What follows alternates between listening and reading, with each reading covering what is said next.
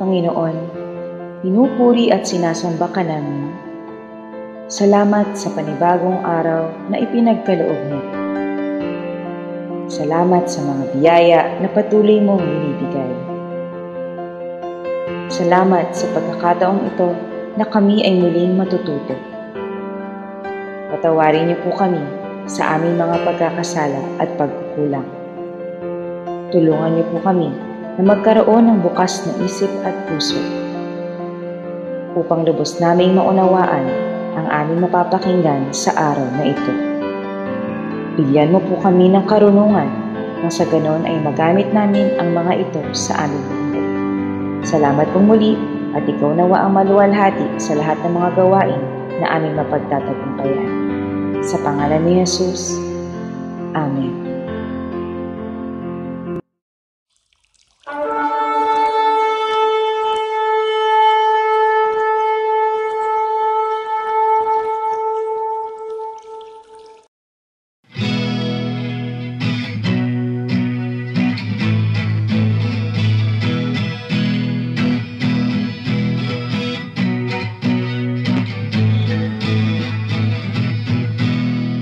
Gagawin ng Diyos, may gagawin ng Diyos, may gagawin ng Diyos sa buhay mo.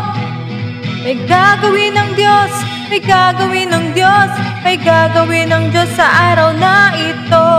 May gagawin ng Diyos, may gagawin ng Diyos, may gagawin ng Diyos sa buhay mo. May gagawin ng Diyos, may gagawin ng Diyos, may gagawin ng Diyos sa araw na ito. Mahahayag ang kanyang kalwalhatian, mahahayag ang kanyang kapangyarihan. Ganda ang puso, siya'y papurihan, siya'y ating sambahin, siya ay may gagawin. May gagawin ng Diyos, may gagawin ng Diyos, may gagawin ng Diyos sa buhay mo.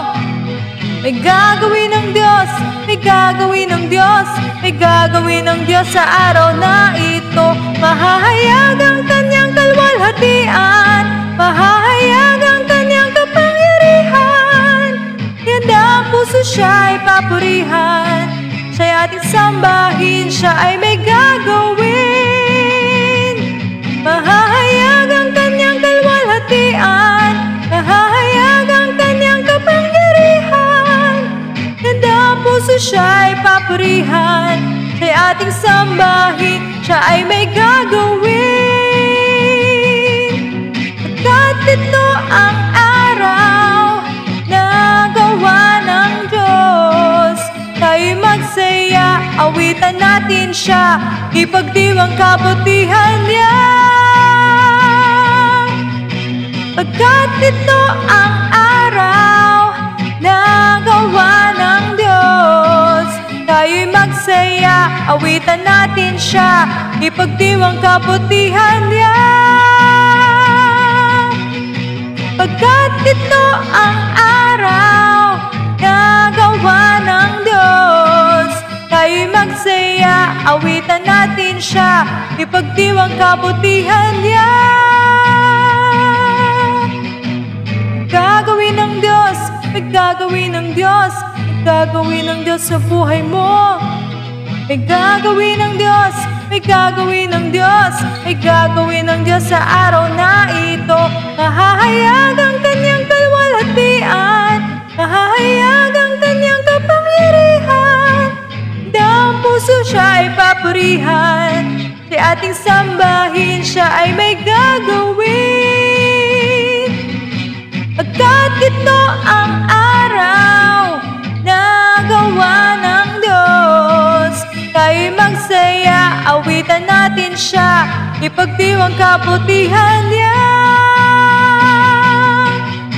Pagkat ito ang araw na gawa ng Diyos, tayo'y magsaya, awitan natin siya, ipagdiwang kabutihan niya. Gagawin ng Diyos, may gagawin ng Diyos, may gagawin ng Diyos sa buhay mo. May gagawin ng Diyos, may gagawin ng Diyos, may gagawin ng Diyos sa araw na ito. May gagawin ng Diyos, may gagawin ng Diyos, may gagawin ng Diyos sa buhay mo.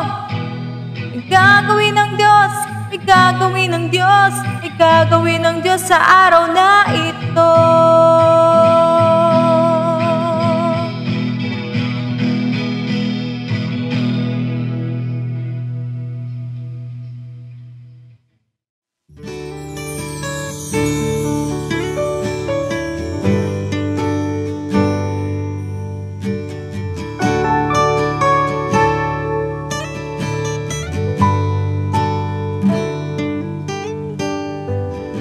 Kung mayroon lamang akong 1,000 buhay, hindi pagkakait lahat sa'yo'y ibibigay.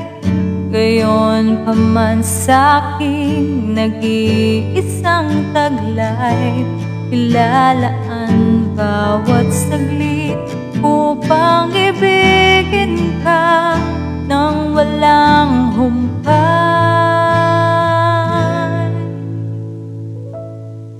Gaya ng dagat na hindi napakal sa pag-alon, puso ko ay sa'yo magmamahal sa habang panahon. Natatanging kayamanan ko, ikaw ay sambahin. Wagas na pagsintay iyong dinggin, kalakip ng awitin.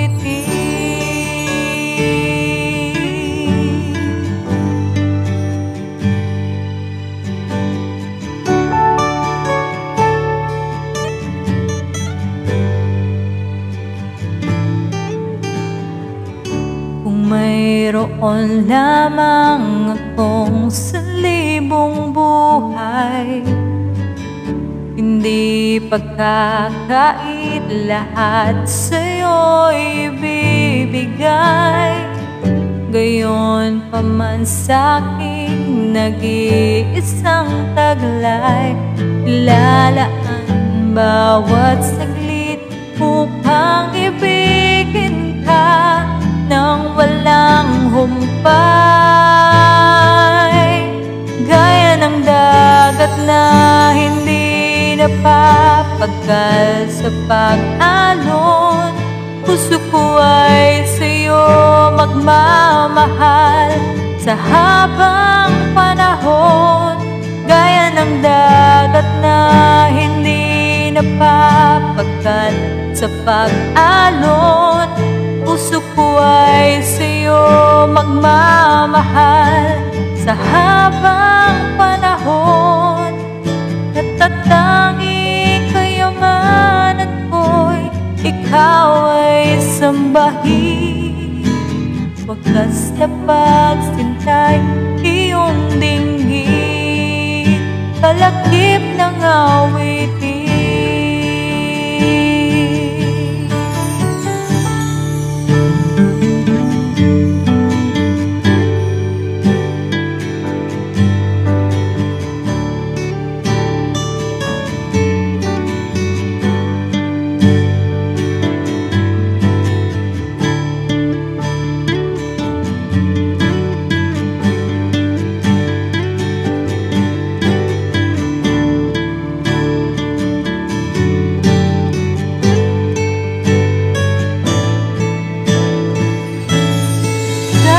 Dagat na hindi napapagkal sa pag-alon, puso ko ay sa'yo magmamahal sa habang panahon.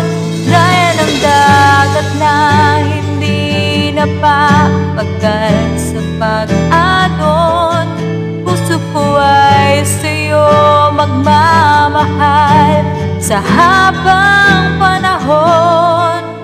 Natatanging kayamanan ko'y ikaw ay sambahin. Wagas na pagsintay iyong dinggin, wagas Wagas na pagsintay iyong dinggin. Wagas na pagsintay iyong dinggin. Kalakip ng awitin.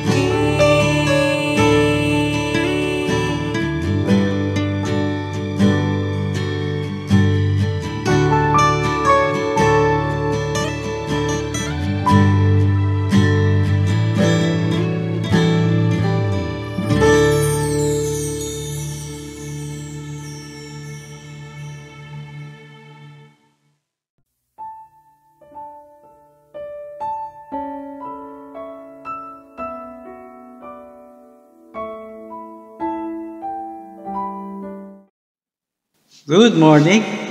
Sa mapagpalang umaga po sa bawat isa sa atin. Binabati ko po ang lahat po na kapatiran natin dyan po sa Baguio City, sa Pasay, sa Las Piñas, sa Bacoor, sa Bohol, sa Negros Occidental, at sa lahat po na sulok ng ating bansa. Isang mapagpalang umaga po sa bawat isa sa atin. Today is Sunday. Mapalad tayo na makasama natin ang Panginoon sa gawain na ito ng Christ-appointed and chosen community church. Isang mapagpalang umaga po.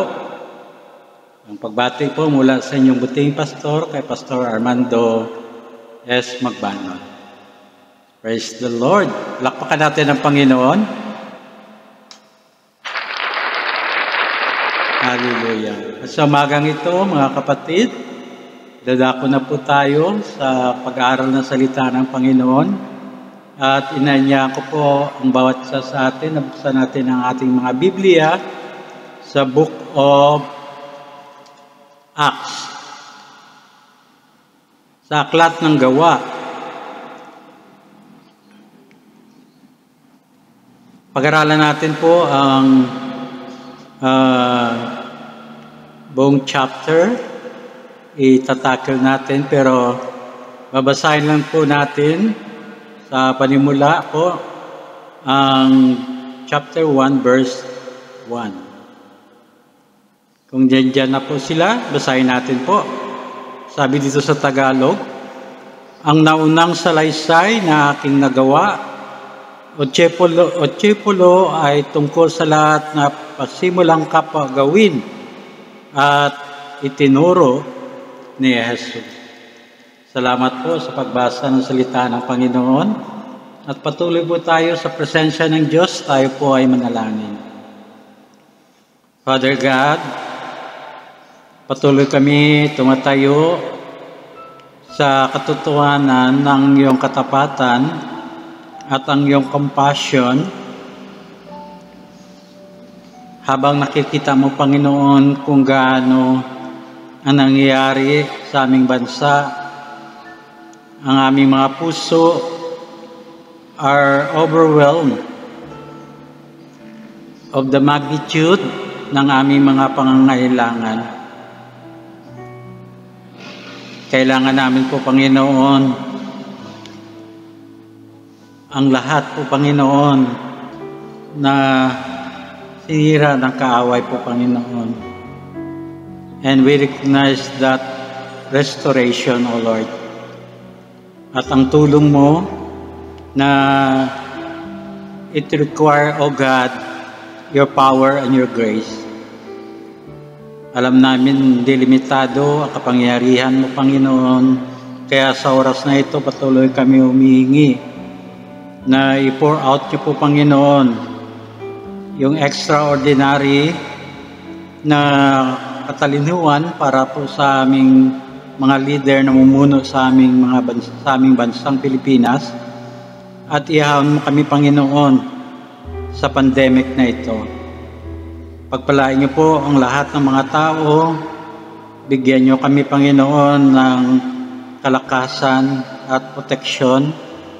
I-provide mo, Panginoon, ang comfort mo, ang suporta mo sa lahat ng mga tao, especially, Panginoon, doon po sa naapektuhan ng pandemic na ito. Dalangin namin, Panginoon, i-dispatch niyo po ang inyong mga angel para magbigay ng probisyon at proteksyon. Sa pangalan ng Panginoong Yesus ay ginagapos namin yung naninira upang hindi kami maapektuhan, Panginoon, sa nangyari sa kapiliguran namin, Panginoon. Even ang kaaway po, Panginoon. Father God, sa oras na ito, we entrust everything to you, O Lord. Let your grace and your mercy be upon your people, O Lord. At sa pag-aaral namin ng iyong mga salita sa umagang ito, bigyan niyo kami patuloy ng wisdom, ng knowledge, ng understanding, that through your word, O God, magbigay ito ng kalakasan at gabay sa araw-araw namin na pamumuhay. Samahan niyo po kami ng iyong banal na Espiritu, at tunay, O God, kami po ay nagpapasakop sa inyong kapangyarihan.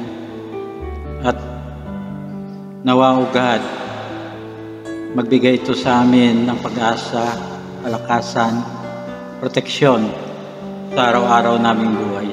Salamat muli po, Panginoon, sa pribileyo na makasama ka namin sa umaga nito. Ito po ang aming dalangin sa matamis na pangalan ng Panginoong Yesus na iyong anak, aming tagapagligtas. Amen, amen, at amen. Palapakan natin muli ang Panginoon. Praise the Lord. Muli po, isang mapagpalang umaga po sa bawat isa sa atin. At siguro napapansin niyo po, no? Na bungi ang ngipin ko. Nagpagawa pa lang po ako ng postiso po. Kaya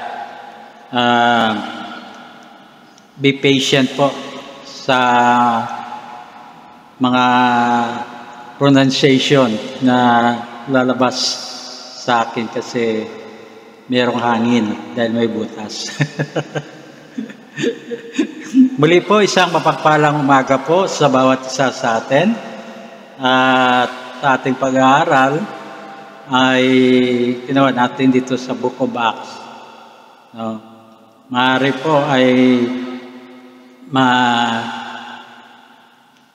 madaanan natin ang lahat po ng chapter, no, sa pag-aaral natin sa umagang ito. Ang title po ng ating aralin, The Purpose of Book of Acts of Jesus Christ. The Purpose of Book of Acts of Jesus Christ. So you see, mga kapatid, mga minamahal ko, natapos na natin po yung pag-aaral natin, no, yung mga mahalaga lang na po na mga points sa Book of Revelation. And alam ko po na ang Diyos po gusto niya na ma-break natin yung seal, no, yung silyo ng kapangyarihan ng Book of Acts. So turn your Bible to Book of Acts, chapter 29. Turn your Bible to Book of Acts, chapter 29. Mga minamahal ko, mga kapatid ko, siguro magtataka kayo kasi ang chapter lang po ng Acts ay 1 to 28 at walang chapter 29. No such chapter. At mapapansin natin there is only 28 chapter in the Book of Acts. Katulad po ni Moses, running a special bonus, no? Kung nahayag po ng Panginoon, merong 10 commandment, but si Moses ay naglagay ng special bonus into 11 commandment. Sa chapter 28, verse 30 to 31, sabi dito, si Pablo ay nananaan ng 2 buong taon sa kanyang sariling inupang bahay at tinanggap ang lahat na nagsasadya sa Kanya, na ipinangaral ang Kanyang kaharian ng Diyos at itinuro yaong mga bagay na ukol sa Panginoong Jesucristo ang buong katapangan na walang sinumang nagbabawal sa Kanya. Amen. So, kung titingnan natin sa chapter 28, verse 30-31, at magtatanong tayo sa ating mga sarili, could this really be the end? Ito ba talaga yung katapusan, no, ng aklat? At sa binasa natin sa Acts 1:1, ay nagsimula sa Panginoong Jesus. No? All Jesus began. At ang aklat na ito ay nagwawakas rather abruptly. But I think it is to send the message of unfinished business, a continuing movement. No? Yung sa chapter 28, parang bigla-bigla ay nagtapos, no, yung aklat ng ng Acts, no, ng gawa, no. So iniisip ko na may karagdagang mensahe pa at hindi pa tapos yung business ng Panginoon para sa bawat isa sa atin. So this time, hindi natin dinagdagan ang salita ng Diyos, but we are studying, no? No, sa aking palagay lang po, no? At sinusulat natin ngayon ang yung chapter 29 ng Book of Acts sa iglesia sa araw na ito. Mga minamahal, mga kapatid ko, maraming hindi pa natutuklasan, milyon-milyon ang hindi pa na natuklasan. Kaya ang Biblia ng bawat isa sa atin o ang Biblia ng isang iglesia na katulad sa atin ay patuloy na sinusulat ang mga aklat even today. So mga minamahal, mga kapatid ko, nais ko po na imagine natin na si Lucas ay nagpapatuloy na sumusulat ng mga dokumento at gawa ng mga lokal na mga iglesia or the local church in heaven today. No, chapter like yung revival na mangyayari sa lahat po ng mga Christian churches, ang revival na mangyayari sa Christ-appointed and choosing community church, and the likewise adventure. The blessing at yung pagkakaisa at ang kapangyarihan ng salita ng Diyos dahil merong another soul na maliligtas through us at merong kagalingan sa bawat pamilya, merong restoration sa mga pagsasama ng mag-asawa, at itong libro, mga minamahal, would abruptly end with a trumpet and the return of Jesus Christ. Si Billy Graham po, siya po ay isang evangelist at isang araw pupunta po sa isang krusada isang major crusade sa isang lugar, pero ang lugar na yon ay ayaw nila tanggapin si Billy Graham na pumunta doon.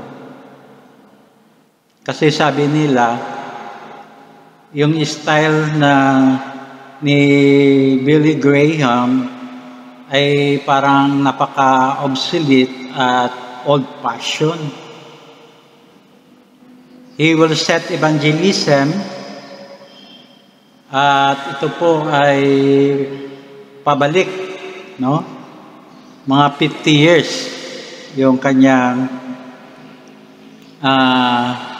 mga illustration, yung kanyang mga pagtuturo, at ibabalik niya 50 years before yung city na ito. Pagkarinig po ni Billy Graham ng sinasabi ng mga tao doon, sabi niya, humingi po ako ng tawad for misrepresenting my intention. Sabi niya, I do not want to send evangelism back 50 years, but 2,000.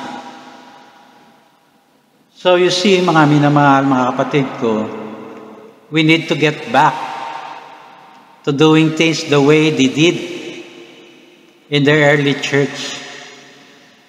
Kumbaga,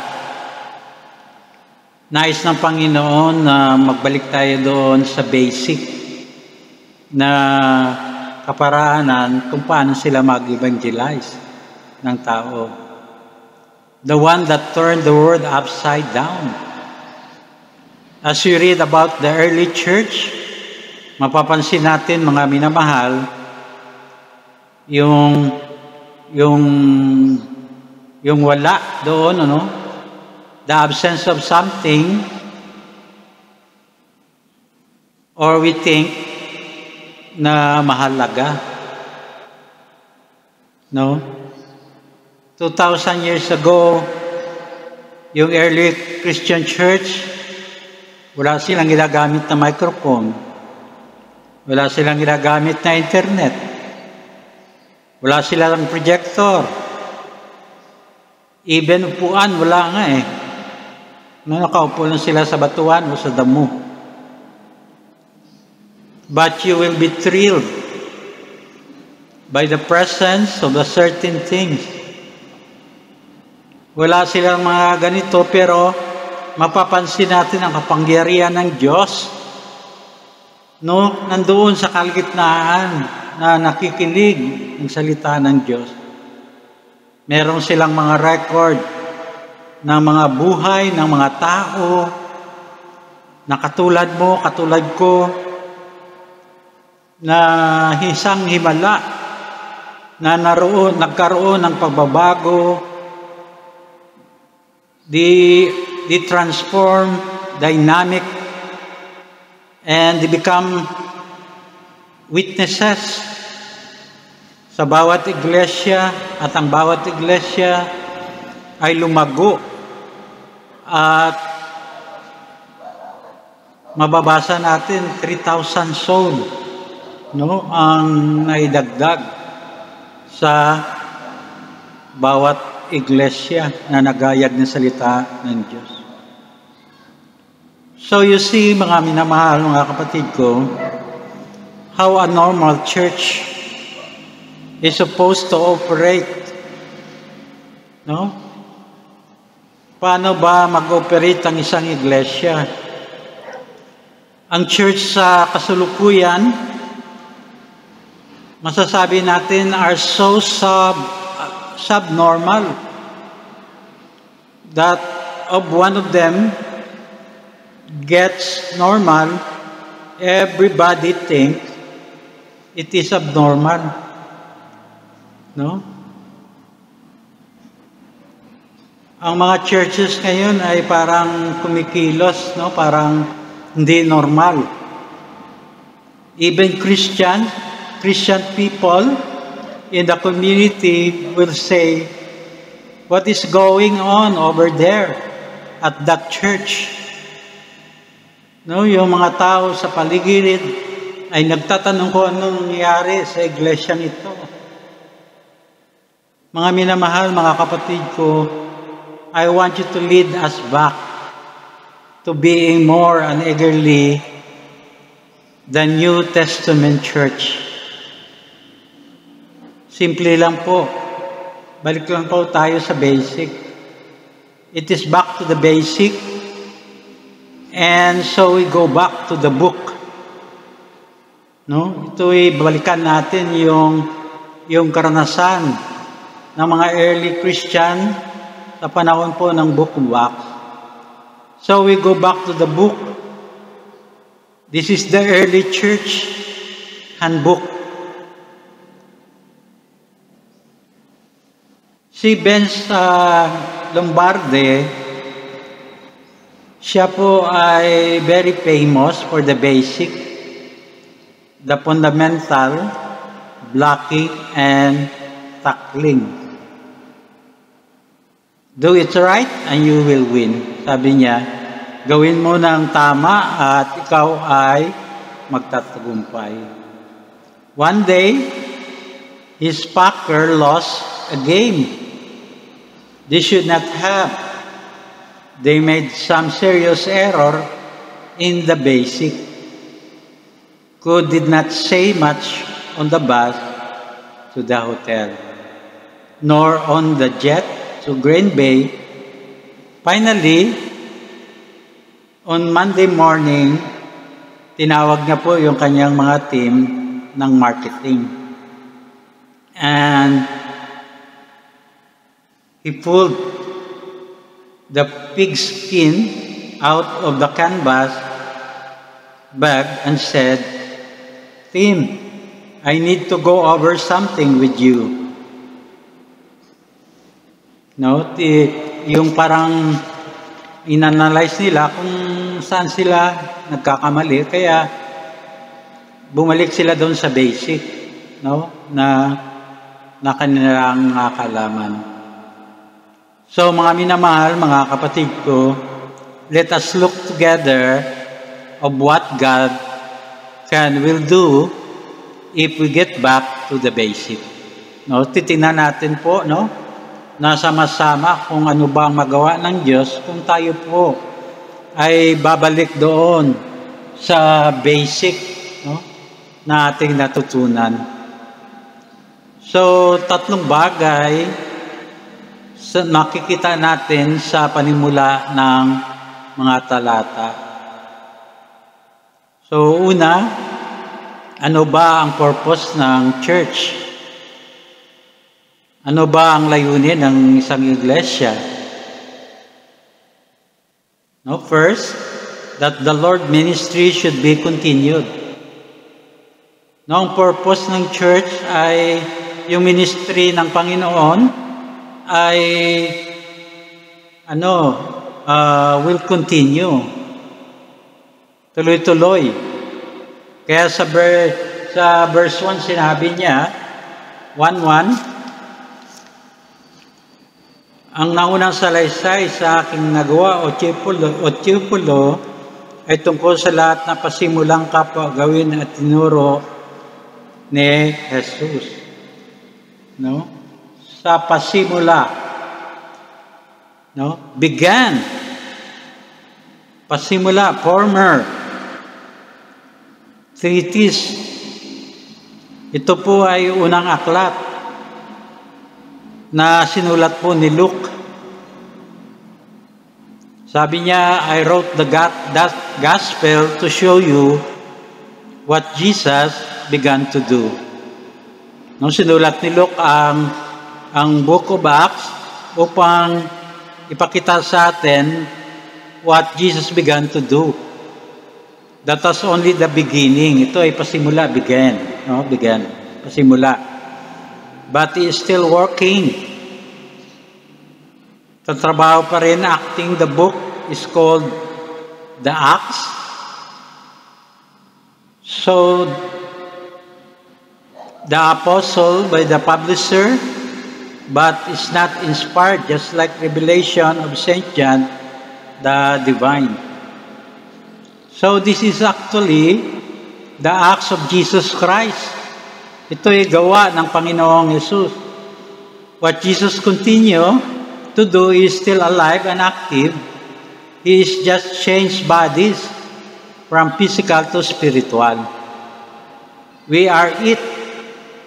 Tayo po ay katawan ng Panginoong Jesus, yung spiritual na katawan. Tayo yung kanyang kamay, tayo yung kanyang paa. How special to be chosen to be His body. Mahalaga tayo sa Panginoon at tayo ay pinili niya. Literal pa nga eh. Christ appointed and chosen community church. How special to be chosen to be His body. The church. That's why sabi ng Panginoon, we must take it, all of these things seriously. Maging seryoso tayo sa buhay natin bilang isang manampalataya. That is why we are careful with His temple. Kung tayo yung katawan niya, and this is His body, yung katawan natin, kailangan mag-ingat tayo. Kasi kung ano man po ang ilalagay natin, ano man po mga bagay na pinapahintulutan natin, na lumabas, pumasok at lumabas,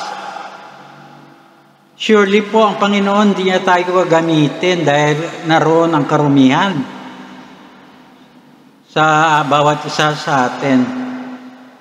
We are a so dirty vessel that the Lord cannot use us in His ministry, in His kingdom.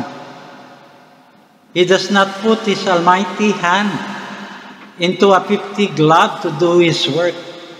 Kung nariyan ang karumihan sa bawat isa sa atin, hindi maaari na gamitin ng Diyos ang ating mga buhay. You are writing a gospel, a chapter, each day by the deed that you do, by the words that you say. Others read what you write, whether faithless or true. So you see, mga minamahal, the first purpose of the book of Acts is to show us that the Lord ministry should be continued. Pinapakita ng Panginoong Yesus na ang kanyang ministry dapat natin ipagpatuloy.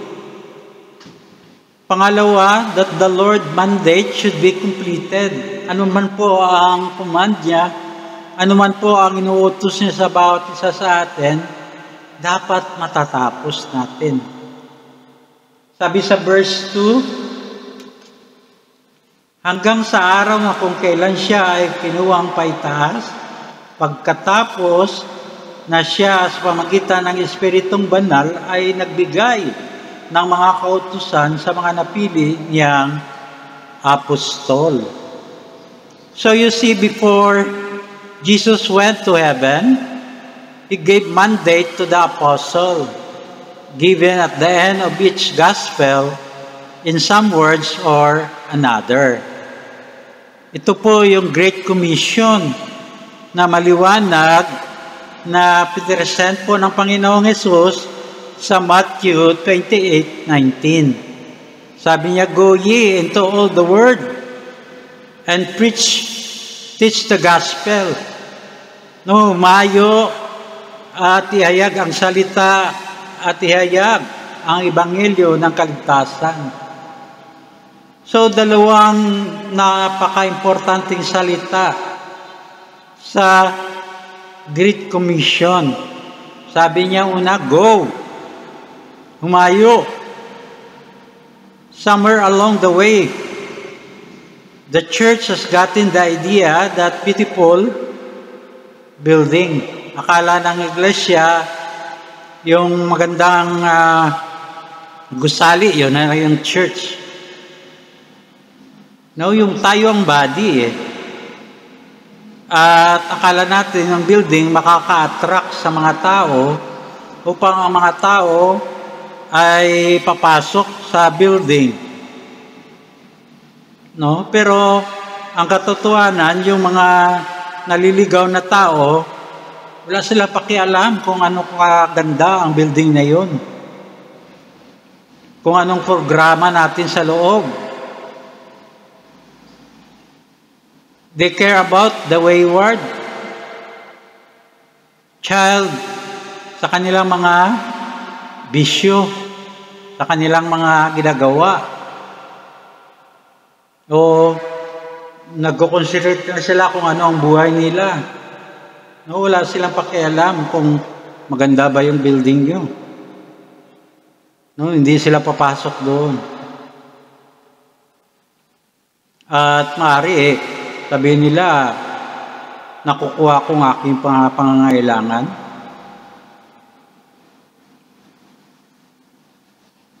They have got needs. They have got question, and we have to get the answer. At ang pangalan niya, ang Panginoong Jesucristo. And it is criminal for us to have the answer to not take it outside this building. So ano ba ang sinasabi sa Great Commission? Go! Humayo! Hindi tayo dapat nanatili doon sa four corner ng ating mga building, ng ating church. Go nowhere. Does the Bible command the lost to come to church? Rather, yung church is told to go. No, yung body, yung iglesia ay be given the mandate of the Lord to go somewhere at magayag ng Ebanghelyo. It all begins with the word. Sa salita niya, sabi niya, go. Humayo. Huwag tayong mananatili, tagabutas ng upuan sa ating iglesia. Pangalawa, sabi sa Great Commission, teach. No, turuan. Ibig sabihin, gawin natin silang disipulo. Diba sa ating core values? Each one, disciple one. Iisa lang nga yung hinihingi taon-taon eh. Sad to say, hindi pa rin natin maibibigay. Kasi nga, hindi tayo humayo. Hindi tayo nagturo. Make disciple is not just inviting them to go to church, though that is good thing, but it also seeking upang ilid natin ang mga tao sa Panginoon. And ang Diyos po natin ay He is expecting us, no, ay na humayo at magturo. Each one, reach one, no? Bawat isa sa atin, hindi yung, kaya mo na yan si pastor, siya yung may sweldo eh. No? Hindi tayo lahat mayroong responsibility eh, bilang manampalataya. Hindi lang po yung ating mga elders or mga manggagawa natin o si pastor, kundi each one, no? Everyone must reach one. Bawat isa po ay may maabot na isang kaluluwa. We are to be fishers of men. Mangisda po tayo ng tao. But many are not catching anything. Sad to say, marami sa atin hanggang ngayon wala pang huli. Though they are trying, disciples said, this is to Jesus, and He said, try doing it my way. No, diba, yung mga disipulo, bumalik sila sa pangingisda, pero wala naman silang huli. At dumating ang Panginoong Yesus at tinuruan sila kung paano makahuli ng isda. So So, ganun rin po sa atin. The way of Jesus, kung paano tayo sundin natin upang makahuli tayo ng isang kaluluwa. They cast out their nets and could not contain it all. No? Pag-agis nila ng mga kanilang lambat at napuno ng isda at hindi nila kaya hilayin, kaya nagtawag pa sila sa kabilang bangka na tulungan sila. So you see, mga minamahal, that is the purpose of the church. Yun po ang layunin ng bawat church, no? Now look at the personality of the church. No, tingnan naman natin yung personalidad ng isang iglesia. A main character, a hero. We know it is Jesus. Merong main character dito sa loob ng iglesia, yung hero, ang pangalan niya ay Panginoong Jesucristo. But Luke say, specifically, your hero is alive. No, yung ating hero ay buhay. Sabi sa verse 3, na sa kanila rin siya nagpakita kanyang sarili na buhay. Pagkatapos ng kanyang pagdurusa sa pamamagitan ng maraming walang pagsalang sa katunayan na nagpakita sa kanila ng 40 araw at nagsalita ng mga bagay patungkol sa kaharian ng Diyos. No? So, infallible proofs. Merong patutuo, merong katotohanan, at hindi mapasinungalingan. May ebidensya. Nagpakita sa kanyang sarili na buhay. Nagpakita ang Panginoong Yesus na siya ay buhay. Nagsalita sa kanila for 40 days. So you see, mga minamahal, mga kapatid ko, there is more evidence to show Jesus rose again than any other fact in history. So, specifically, sinasabi ni Luke, ang Panginoong Yesus ay buhay. Pangalawa ay active. No? Sa verse 3, nagpakita sa kanila, nagsalita. No, for 40 days ay nangaral ang Panginoong Yesus sa mga disipulo. So you see, mga kapatid ko, every funeral you have mourned at, He has been there. Speaking to those things, speaking to your heart, even every opportunity you have taken to witness, He has been there, speaking every conflict. You have looked to Him during sickness. I try to be there, but even better. He is there. He is active. He is there, speaking peace in sickness and sorrow and salvation. So, active. No, nagpakita sa kanila at nasalita for 40 days. So whatever circumstances na nangyayari sa ating mga buhay, may sakit man tayo o wala, meron o wala, piyagpala o wala, He is there. Ang Panginoon ay nariyan palagi sa buhay ng bawat isa sa atin, and to His Word, He is speaking to us and bringing peace and healing to our sickness and our diseases, even in our sorrow, and giving us the true salvation ng ating mga buhay. So you see, mga minamahal, mga kapatid ko, we have seen the purpose, no, yung layunin ng Panginoon, no, sa bawat isa sa atin, no, na una, kailangan natin na ipagpatuloy ang kanyang gawain, at yung makikita natin ang personality ng kanyang iglesia, buhay, active, no? We have seen the purpose and the personality. Ngayon, yung kapangyarihan, the power. Sabi sa verse 4 and 5 and 8, sapagkat si Juan ay tunay na nabautismo sa tubig na dapat kayo ay mabautismuhan ng Espiritong Banal nang hindi maraming mga araw mula ngayon. Sumakatuwid ang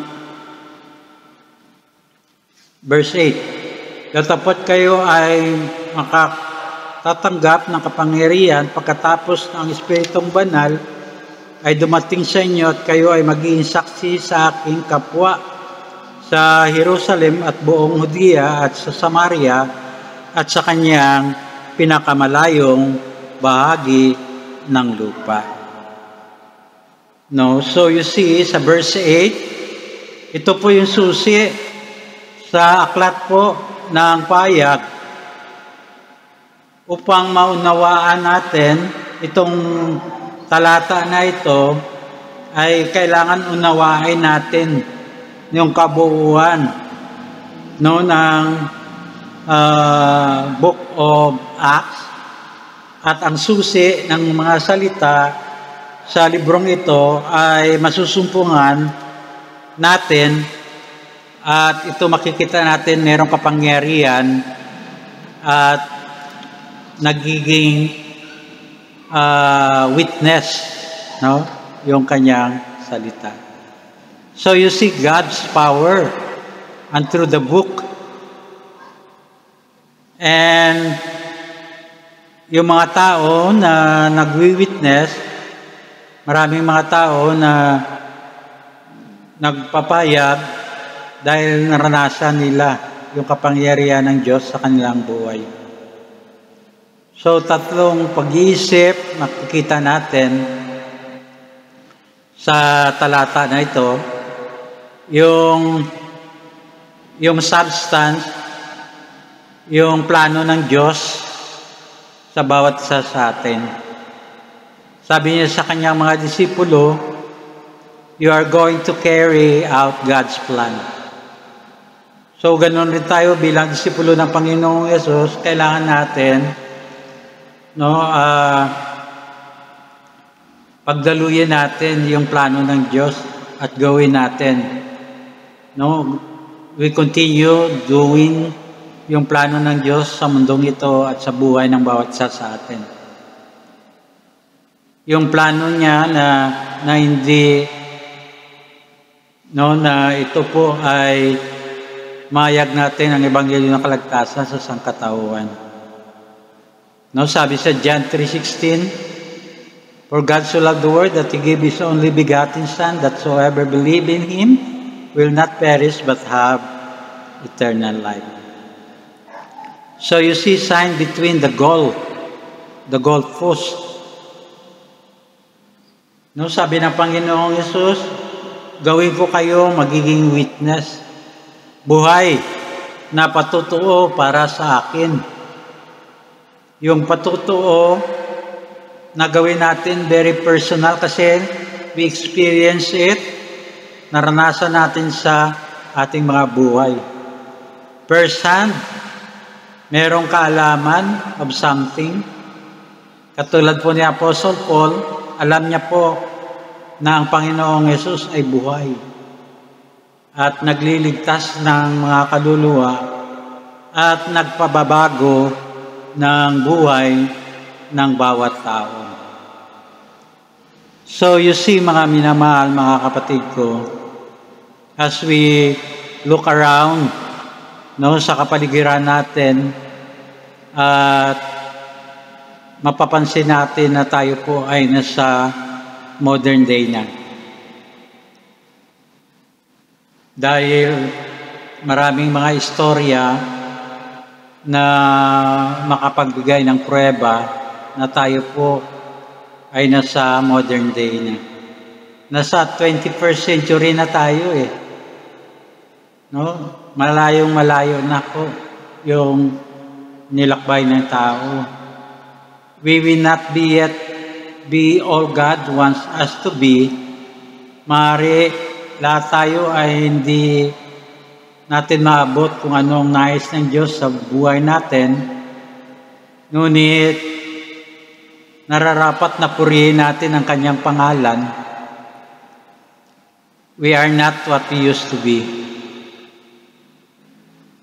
Yung nature form us. No, yung kalikasan ay nagubog sa atin. Yung education, umubog sa atin. Ang education ay nagbigay sa atin ng kaalaman. No? It inform us. Yung kulungan ay sinusubukan ng tao ay mareforma ang kanyang buhay. But ang katotohanan, only God can transform us. Amen ba po? Amen. Palakpakan natin ang Panginoon. So you see, mga minamahal, mga kapatid ko, everyone loves a story of transformation. Alam ko, lahat tayo nagagalak, maalala natin kung paano tayo nagbago, kung paano tayo nag-transform ang buhay natin. Si Charles Atlas ay may-ari siya ng isang lumang magazine. At naglagay siya ng advertisement doon sa lumang magazine na ito. No, so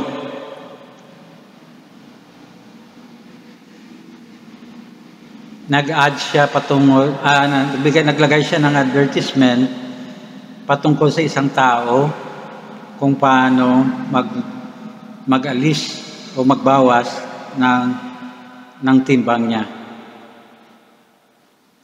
So, unang-una, nilagay niya yung present na picture ng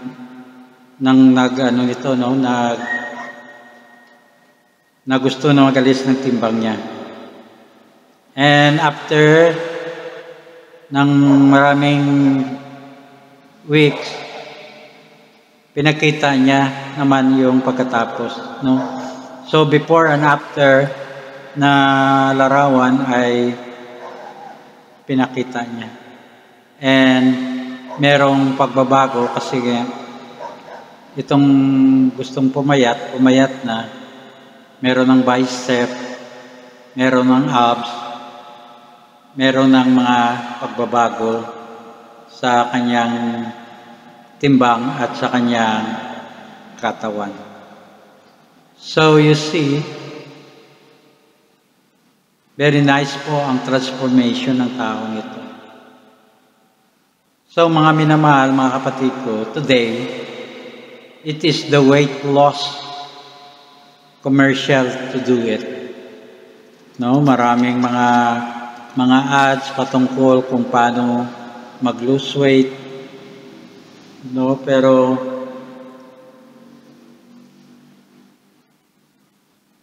mag-google ka po ng malaking halaga at it takes discipline, no, para ma-achieve mo yung gusto mo na transformation sa katawan mo.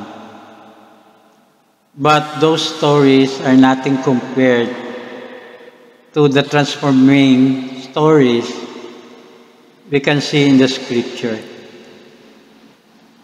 No, walang-wala. Yung mga istorya na ito, ikumpara natin sa mga tao na binago ng salita ng Panginoon doon sa banal na kasulatan, kasi ang kanilang karanasan ay totoo sa kanilang buhay, no, even today, habang sila po ay nabubuhay. Sabi ng Panginoong Yesus sa verse 8 na binasa natin, witness unto me, maging saksi sa akin.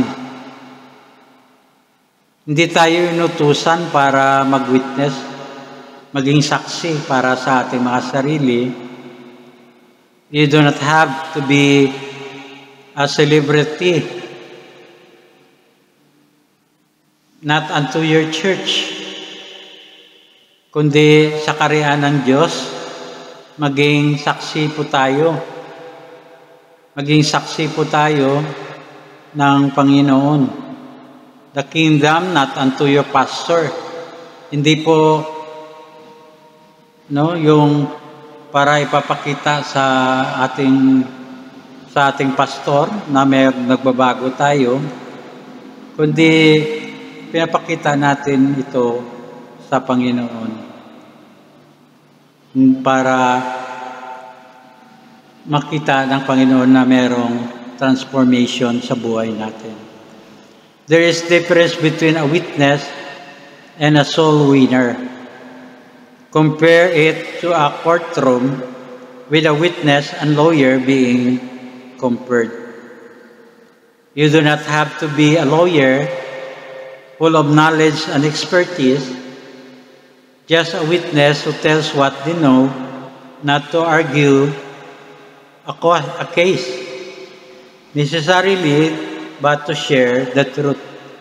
Iyayag lang natin ang katotohanan, hindi natin gayahin na para tayong abogado at argumento tayo sa isang kaso. Habang nagsishare tayo ng salita ng Diyos, maraming katanungan, maraming mga babaliin yung mga salita ng Diyos. Hindi necessarily na mag-abogado tayo, kundi sabihin lang natin ang katotohanan. Yung katotohanan lang, at may batayan tayo ang Biblia. So, then, tingnan naman natin ang the source of the God's plan. Kasi kanina nakita natin may plano ang Diyos. So, ano ang pinagmulan ng kanyang plano? People here, they are to be a witness, and they say, I could never do that. May mga tao na, hindi ko kaya yun, mag-witness. Mahiyain. At baka i-bus pa ako ng nakakarinig, kaya natatakot ako. At wala akong kaalaman. At wala akong ungifted. At yung mga na lang yun, yung may mga alam lang. Sabi naman ng Panginoon sa kanyang salita kung wala tayong wisdom, we ask the Holy Spirit to give us the wisdom and knowledge and understanding. Basa-basa rin tayo, mga kapatid. Kasi, maaari sa pagbabasa natin, may natutunan din tayo kahit konti.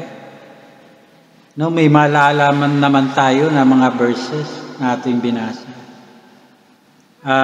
At the end, makapag-share tayo na wala tayong takot kasi kahit paano may alam tayo. Pag hindi natin alam, be true to yourself. Okay? Take note ko po yung katanunguha at pagbabalik natin, sagutin natin. Mga ganung mga bagay, hindi tayo magmamarunong na parang alam natin lahat. From cover to the end, cover to cover ng Bible ay alam natin. Yung history alam natin. So hindi yung sasabihin lang natin, i-share natin yung katotohanan about sa salita ng Diyos. At sabi niya pa, at first, but those by the end of the book had gotten the gospel out to the entire known world. And history tells us that within 6 years, the church had grown from those one-on-one to over 2,000 believers worldwide. No? So, out of one disciple ay nagmultiply.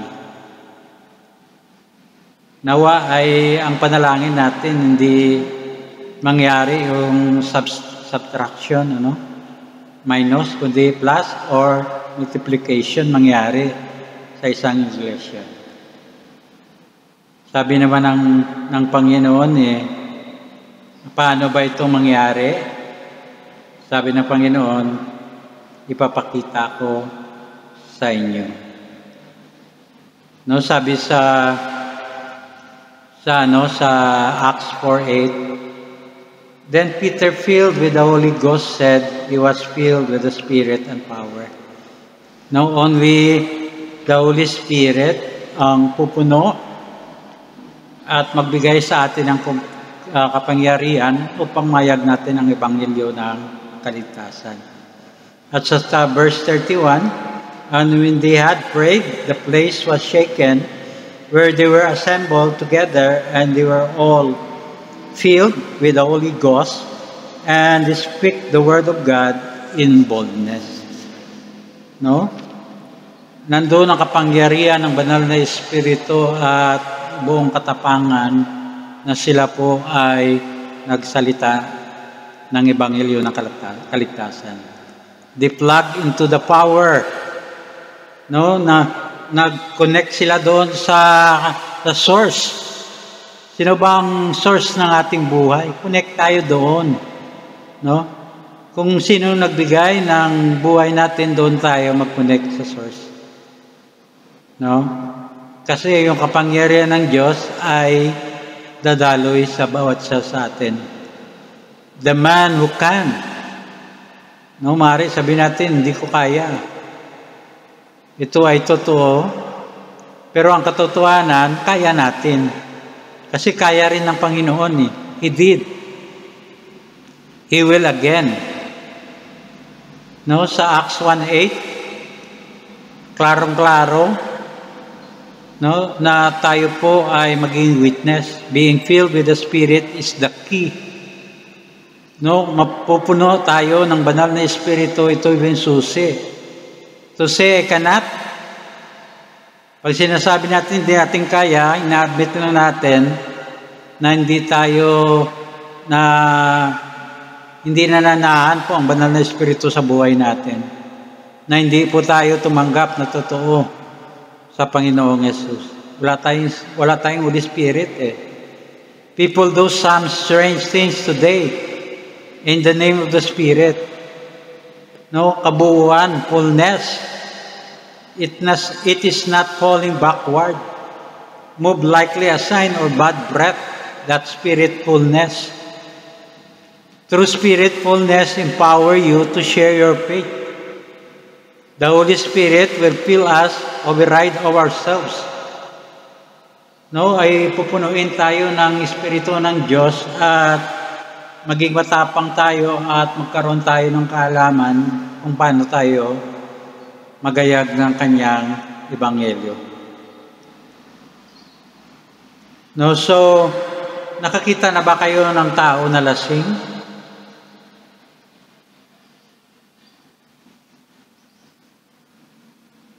No, so kita natin yung pagka magulo yung tao na lasing, sabihin natin na wag natin pansinin kasi wala yan sa sarili kasi lasing. No? At siguro meron lang yung problema, kaya ganun.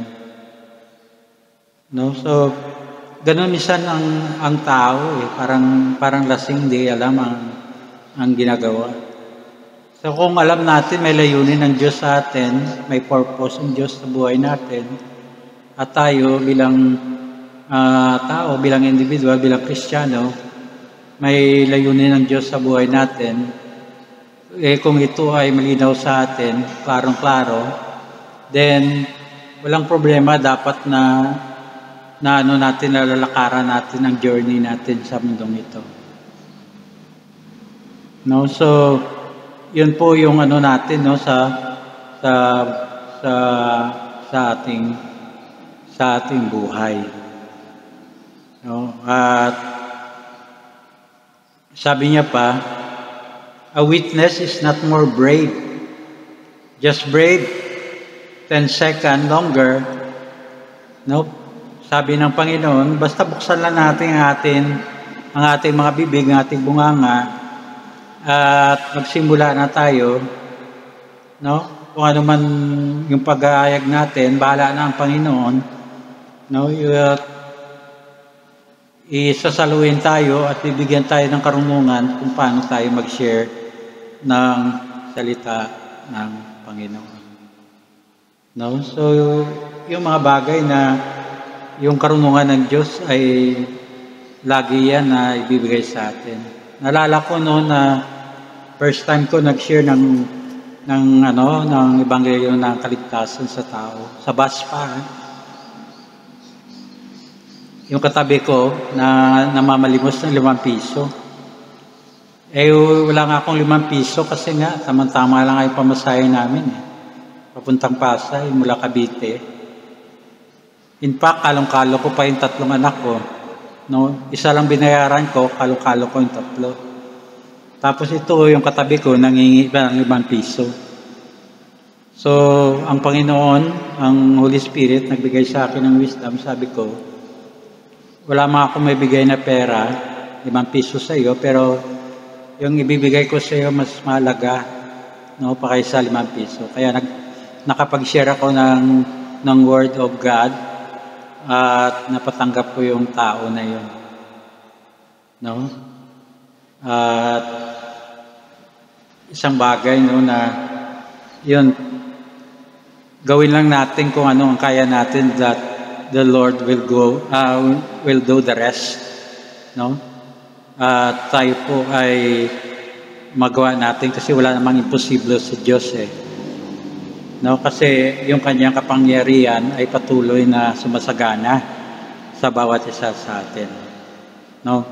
So love and compassion will follow when filled with Spirit and don't care how much you know until they know how much you care. So, plug in tayo doon sa kapangyarihan, doon sa pinagmulan, sa source, at masumpungan natin, no, yung katapangan, yung boldness, yung effectiveness, at punong-puno ng puso, at pag-ibig, at compassion sa ating mga ginagawa. No, substance of plan. Merong substance sa plano ng Diyos. Kasi nakakonect tayo sa source. It is the source of the plan. No, yung banal na espiritu. Then, pangatlo po, the scope of God's plan. No, sabi niya, magayag tayo into Jerusalem, Judea, Samaria, and uttermost. No, sa lahat ng sulok ng mundo. So, what is your Jerusalem? Ano ba ang Jerusalem natin? Hindi ba ang ating pamilya? Save na ba ang ating mga pamilya? Kung hindi pa, no, pay attention to our Jerusalem. Share tayo sa ating pamilya. What is your Judea? Ang ating Judea po, yung extended family natin, yung mga kamag-anak natin. Have you witnessed to them even once?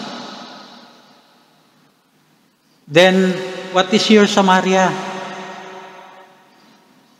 Mga minamahal, ang Samaria natin yung ating mga kapitbahay. Alam mo ba ang mga pangalan ng kapitbahay mo?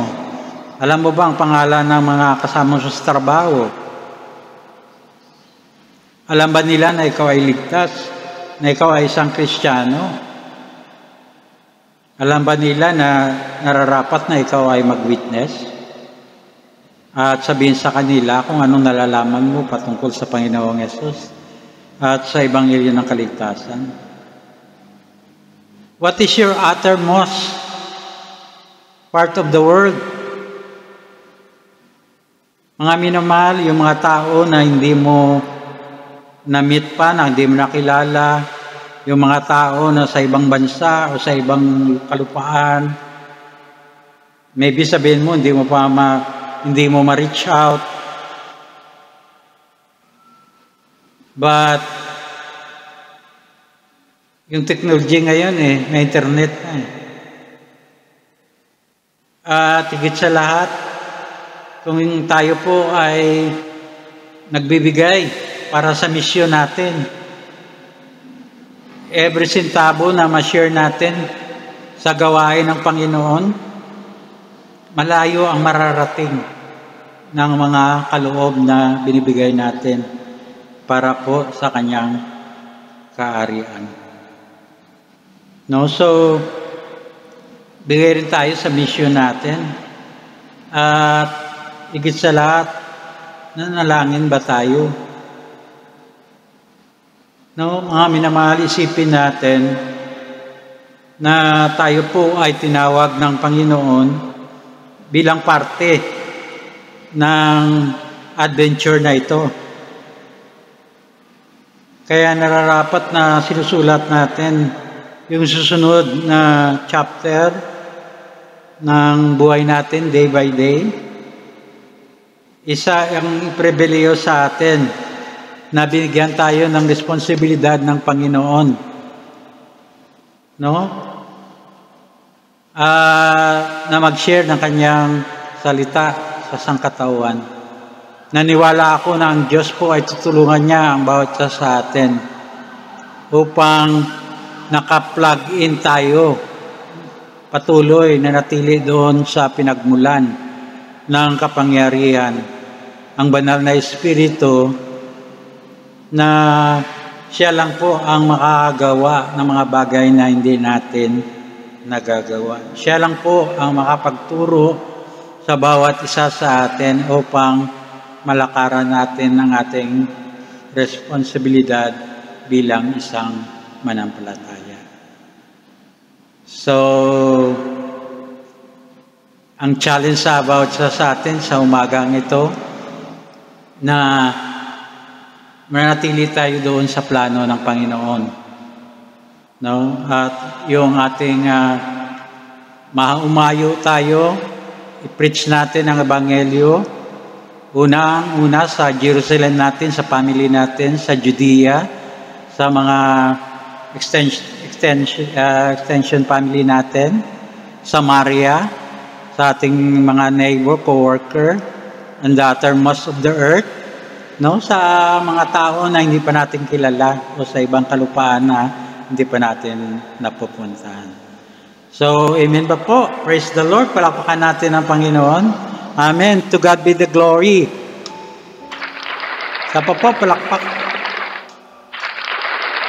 Tayo manalangin. Dakilang Diyos, makapangyarihan sa lahat. Lord, salamat muli sa natapos naming gawain. Salamat po, Panginoon, sa iyong mga salita na aming pinagbuloy-bulayan sa umagang ito. Father God, dalangin namin na patuloy samahan niyo kami ng iyong banal na Espiritu. Let your grace and your mercy be upon us, O Lord. At Panginoon, sa oras na ito, kung may nakita ka po, Panginoon, sa kalagitnaan ng bawat isa na nabalisa, merong problema, merong sakit, Panginoon, ipuin niyo po ang bawat isa po, Panginoon, at tugunin ang kanilang mga panalangin po, Panginoon. Ipuin mo, Panginoon, ang kanilang mga karamdaman. I-provide mo, Panginoon, ang kanilang mga pangangailangan. O Father God, salamat po, Panginoon, dahil alam namin na kami po ay naka-plug in sa inyong kapangyarihan po, Panginoon. Patuloy, dalangin namin po, Panginoon, na kayo po ang mag-restore ng mga bagay na ninakaw ng kaaway sa aming mga buhay, physically, spiritually, financially. Ibalik mo ito po, Panginoon. Whatever curse or negative words against them, I declare none and void in the name of Jesus. Pagpalain niyo po ang bawat isa sa maging Panginoon sa kanilang trabaho, sa kanilang negosyo, o mga estudyante namin po, Panginoon, i-bless niyo po. Mga kapatid, taas natin ang ating kanang kamay at tanggapin po ang pagpapala ng Panginoon. The Lord bless you and keep you. The Lord make his face shine towards you and be gracious to you. The Lord extend his face towards you and give you peace. And the Lord give you shalom, shalom, shalom. Praise the Lord. Palakpakan natin muli ang Panginoon. Muli po, isang magandang umaga po sa bawat isa sa atin, sa mga nauli po na nagbukas ng kanilang mga Facebook. Encourage each and every one of us na napatuloy po natin na ibigay po ng ating mga tithes and offering, no? At sa ibigay natin po sa Pasay po, ibigay natin kay Ate Emma. At patuloy rin natin po na bigay ang ating mga tithes and offering po sa Baguio City kay Ate Elisa, kay Ate SP, kay Sister Julie. No? So salamat po sa mga kapatid natin na patuloy na nagbibigay ng kanilang mga tithes and offering. No? So I encourage each and every one of us na patuloy tayo magbigay. Hindi natin alam kung magbubukas na po, no, ang mga churches natin at magkaroon na tayo ng face-to-face na gawain. At tayo po ay bigyan ng pagkakataon ng Panginoon na tayo po ay magpuri at magpapasalamat sa Kanya na harap-harapan. No, so, yan lang po. At kung gusto nyo rin po, ihulog sa ating Metrobank account, no, PM nyo lang po ako. Happy birthday po sa nagdaraos ng kanilang birthday. Happy anniversary po. No, happy birthday sa bunso ko po, Israel. Noong 22, happy birthday ay. No, so sa lahat po na nagdiriwang ng kanilang mga karawan at mga anniversary, at no, happy anniversary, happy birthday. So shalom na po. Encourage ko po ang bawat isa sa atin, supportahan pa rin po natin ang ating Sunday Live at ang ating prayer meeting po every Wednesday, 8 p.m. po. Okay, that's it. So, shalom na po. Palakpakan natin ang Panginoon. Bye-bye na po. I bless you all.